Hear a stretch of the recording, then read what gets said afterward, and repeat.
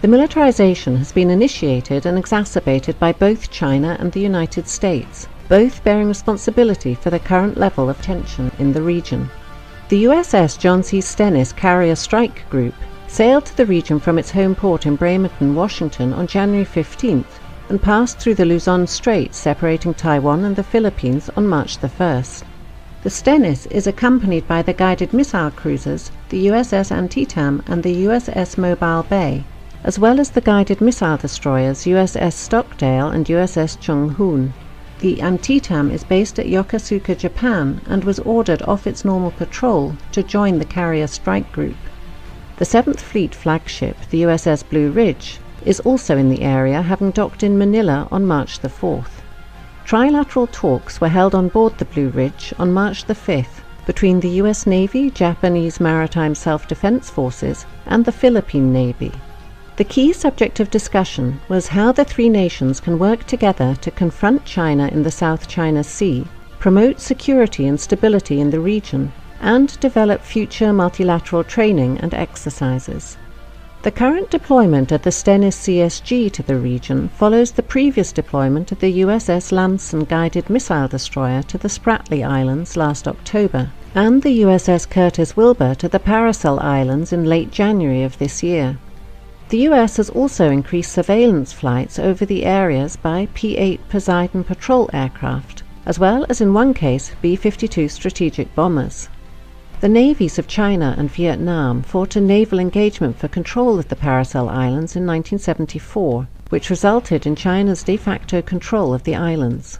China has established a military presence on Woody Island since that time, and has engaged in an extensive expansion of the base in recent years.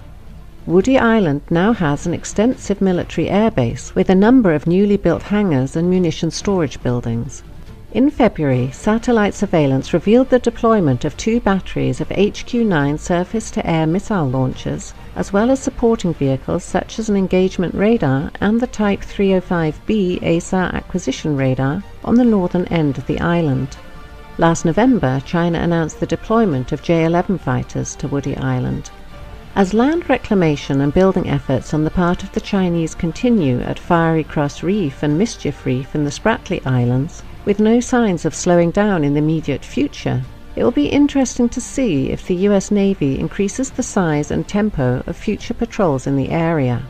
With the Royal Australian Navy taking delivery of its second Canberra-class LHD, HMAS Adelaide, on December the 4th of last year, and the first of 2 Makassar-class LPD vessels built by Indonesia for the Philippine Navy, the BRP Tarlac, launched on January 17th of this year, the US Navy may soon be bolstered by more powerful regional navies in future patrols. The Prime Minister of Japan, Shinzo Abe, announced in November of last year his willingness to have the Japanese Maritime Self-Defense Forces join the US Navy in patrols of the South China Sea. Australian P-3 Orion Maritime Patrol aircraft are currently flying freedom of navigation missions in the region. It was reported just days ago on March the 9th that the United States and Australia were negotiating the basing of more US strategic bombers, including the supersonic B-1 and aerial tankers, at Australian bases on a rotational basis. The aircraft would be based at Tyndall and Darwin in northern Australia. They would complement US B-52 strategic bombers already based at Darwin on a similar rotation. As the brinkmanship continues, with no signs of either China or the United States backing down, the chances of a military confrontation in the South China Sea, whether calculated or accidental, continue to grow with each passing day.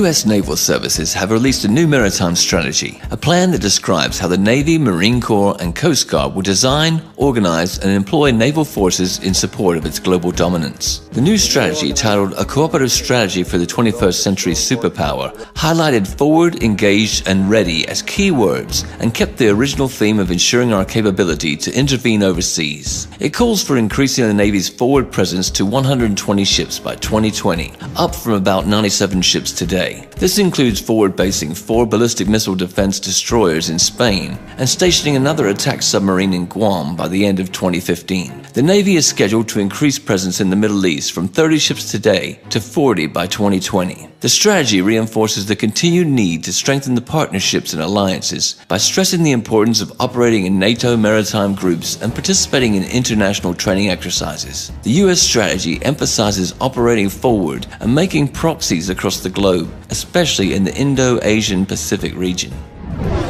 Thus, the hard anti-Russian rhetoric of Washington is a sign of the global standoff. At the very same time, the United States is preparing to go deeper and deal with China. The U.S. strategists are concerned about the rise of Chinese naval forces and its expansion to the Pacific Ocean. Particularly, they aim to prevent a situation where China will be able to defend particular zones of sea communications from foreign intervention. This is Chinese DF-21D anti-ship ballistic missiles purpose. In 2008, the U.S. Department of Defense estimated that China had 60 to 80 missiles and 60 launchers. The risk of establishing area-denied operational environment, for instance, in the South China Sea, worries architects of the strategy. Since the American pivot towards Asia, a tolerant term for the U.S. deterrence policy against China, in 2011, the United States Navy has deployed 60% of all of its powers in Asian-Pacific region. Indeed, it's ready to deploy even more in order to establish its own control in China's zone of interest.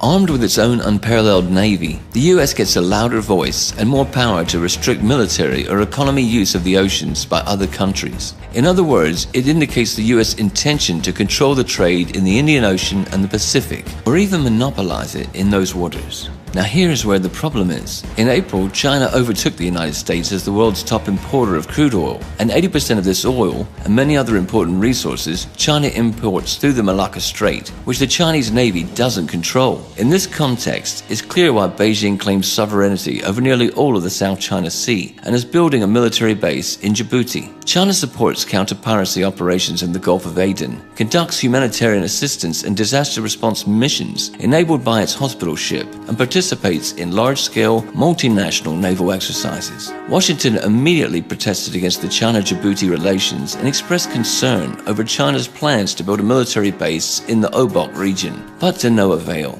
China has to defend the supply of oil over a long way and isn't able to do it right now. Problem is, it doesn't have enough naval bases along vital shipping lines as of yet. Strings of Pearls strategy, initially suggested as a series of seaports and naval bases stretching along the Indian Ocean, has to resolve this issue. The seaports will be support places and investments that could pay dividends on a strategic level while causing broader security amenities.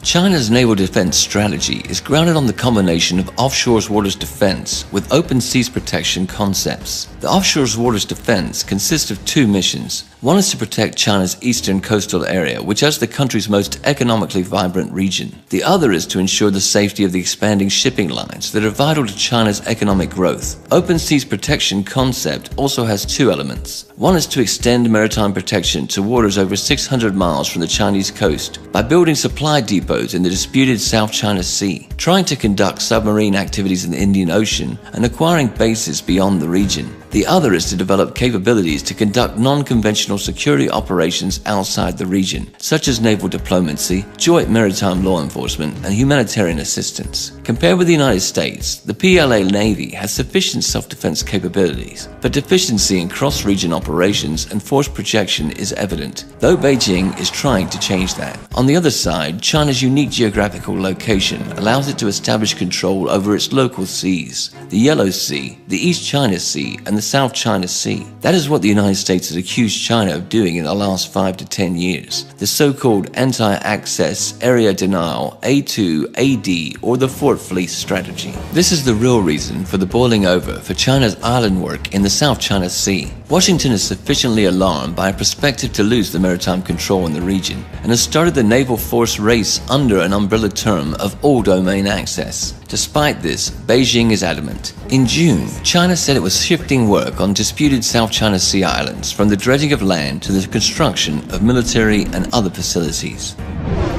The U.S. containment policy against China includes not only holding of old alliances, but a creating of new. In the recent strategy, Washington pledges to strengthen cooperation with 6 long-standing allies: Australia, Japan, New Zealand, the Philippines, the Republic of Korea, and Thailand, and also lists 8 new partners: Bangladesh, Brunei, India, Indonesia, Malaysia, Micronesia, Pakistan, Singapore, Vietnam. With help of its Asian allies, the US are going to seal off the PLA Navy in South China Sea and prevent its moving into operational space. Further, Washington's diplomatic rhetoric over the long-standing allies, shared strategic interests, and cooperation in Asia, in fact, is aimed at establishing a coalition against China. Despite the fact that the US official strategy is ignoring the Taiwan issue, the island may easily become a flashpoint of ongoing confrontation, and the Western media machine has already set the ground for it. On July 22nd, US magazine, The Diplomat, reported that the People's Liberation Army soldiers were seen running towards a building that bears a striking resemblance to the Japanese-built presidential office in Taipei.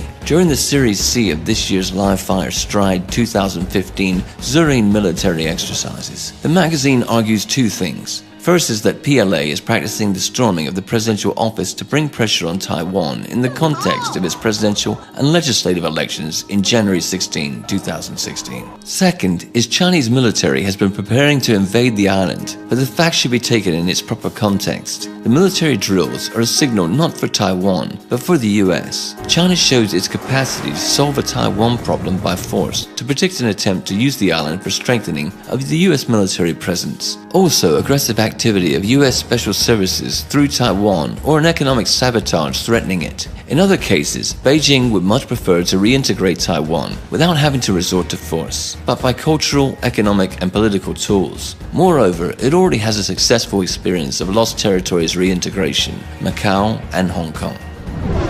Another area of the US-China geopolitical confrontation is the Indian Ocean. US strategists, media outlets, and public experts argue India is a rival state for China. Monetary wealth and power growth of both states will result in inevitable clashes between them. According to them, the motive behind the string of pearls strategy isn't in solving the logistical problems of China's maritime Silk Route, but are in encircling India. If established commercial ports will be militarized with the PLA Navy, the concerns about China's influence in the Indian Ocean region empower the US to involve India in the American area of influence as part of a global anti-China strategy. The good news for Washington is India has been actively building a new powerful fleet, including an aircraft carrier group, so it could be a very useful tool. Directly, Chinese and Indian maritime interests face off in Sri Lanka, leaving the Indians' area of influence under the impact of China's economic projects. For Beijing, ports of Sri Lanka, founded by Chinese investments, are a cell in planned maritime infrastructure from South China to Pakistan, a natural opponent of India involved in China's maritime Silk Route. The US will likely use these features to set on fire China-India relations, to use Indian political, military, and economic power to discourage Beijing from adopting its maritime policy in the Indian Ocean. The US's strategic purpose is to seal off the PLA Navy in the South China Sea and prevent its moving in operational space and encircle China by land. In this order, the US holds old and new alliances with nations in the Indo-Asia-Pacific region. The US media machine has already started information aggression against China-Taiwan relations in order to support the rise of Washington's influence on the island. Meanwhile, American special services will try to fuel Pakistan and Sri Lanka in order to make a triangle where the US and India oppose China in the Indian Ocean region. With Washington's support, the tension will also raise in the South China Sea, where Malaysia, Taiwan, Vietnam, Brunei, and the Philippines claim maritime territory. The US naval services will constantly strengthen their presence there in the Indian Ocean, in the Pacific Ocean, while preparing to deal a crushing blow to Beijing. China will answer with its fortress fleet strategy in its local seas by building a powerful Pacific fleet and putting into practice the maritime Silk Route project infrastructure in the Indian Ocean, all the while developing the relations with the Russian Federation in Eurasia. Also, India and China can absorb a lot of profit from the mutually advantageous cooperation. The only thing that they need for it is a mediator to start a constructive dialogue. Russia, which has a good fellowship with both, may become that mediator. This will solve the tensions in the region and allow the nations to go on to further development.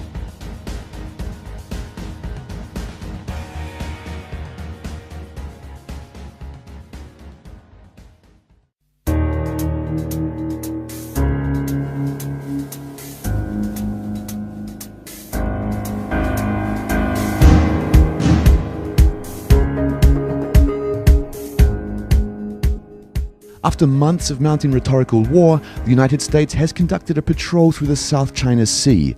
On Tuesday, the guided missile destroyer USS Lassen transited the area, sailing within 12 nautical miles of at least 2 China-made islands. A Chinese guided missile destroyer and a naval patrol ship shadowed and gave warnings to the US warship. Then Chinese Vice Foreign Minister Yang Zhesu summoned US Ambassador Max Baucus, lodging serious representations and expressing strong discontent over a US warship patrol. Beijing's attitude was that the US threatened China's sovereignty and security interests. In turn, Washington has demonstrated with this action that it rejects China's claim that the built islands mark Chinese territorial waters. Indeed, it wasn't the first public confrontation of the US and China.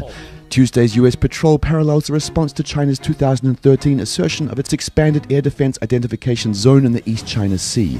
Washington responded by dispatching 2 B-52 bombers to fly through the newly claimed Chinese airspace, defying China's rights to assert sovereignty over what the United States classified as international airspace. The official US position is that its vessels would sail close to land masses occupied by Vietnam and the Philippines, as well as to demonstrate support for freedom of navigation rather than the specific targeting of China. Nonetheless, it's clear that these so-called freedom of navigation patrols will continue, the US regional allies also claiming the South China Sea waters will likely welcome the actions.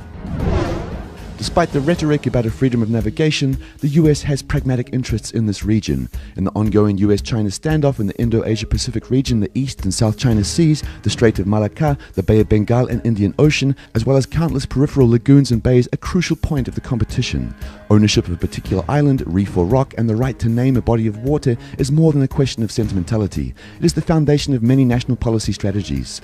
Securing the right to patrol, build bases, and regulate trade through these waterways can mean access to the resources critical to sustain economic growth and political stability. The Obamas' pivot to Asia and the US newly released maritime strategy de facto means that Washington has taken a course on a long-standing countering of China's influence in the region. A core but often unstated component of the US national strategy is to maintain global superiority at sea. By controlling the seas, the United States is able to deploy military power and to control the movement of goods worldwide. China's maritime strategy aimed to defend its eastern coastal area and crucial maritime routes in the Indian Ocean challenges the American approach. China has already stated continued incursions will lead to more concrete responses. The question now is one of the next steps. It's likely that neither side with contrary maritime interests will find the answer to avoid a crisis even if they did want to do this. Furthermore, they have domestic and international reasons not to step back from their contradictory positions. In the Indo-Asia-Pacific region, the US has been rapidly building political, economic and military alliances to balance the raise of China's economic and military power. Beijing can't ignore this fact.